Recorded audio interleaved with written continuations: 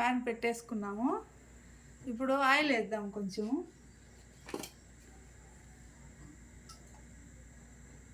కొద్దిగా ఆనియన్ కొద్దిగా ఫ్రై అయితే సరిపోతుంది. మరి గోల్డెన్ కలర్ కూడా అవసరం లేదు. ఆనియన్ ఆయిల్ వేడెక్కనిద్దాం. చూడండి, ఆయిల్ హీట్ ఎక్కిపోయింది. కొద్దిగా ఆవాలు వేసేద్దాము.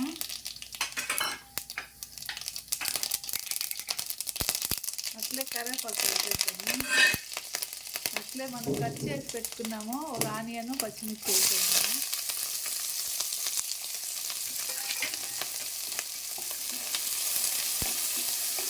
ఇది బాగా ఫ్రై అవ్వనక్కర్లేదు, కచ్చా పచ్చాగా ఫ్రై అయితే సరిపోతుంది.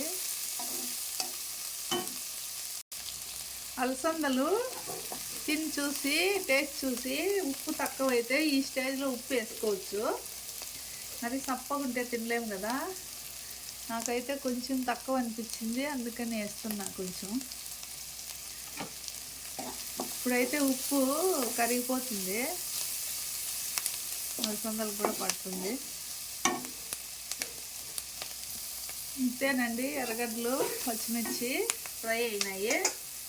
ఇప్పుడు మనము ఉడకబెట్టి పెట్టుకున్నాం కదా, అలసందలు వేసేద్దాము. వేసేసి బాగా మిక్స్ చేసేద్దాము. ఇప్పుడు సన్నగా తరిగిన కొత్తిమీర కూడా వేసేద్దాము. ఇంత బాగా మిక్స్ చేసుకుంటాం. ఇంతేనండి, రెడీ అయిపోయినాయి.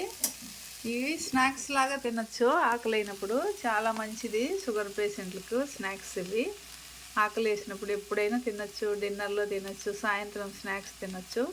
వీడియో నచ్చినట్లయితే సబ్స్క్రైబ్ చేయండి, షేర్ చేయండి, లైక్ చేయండి. Bye bye.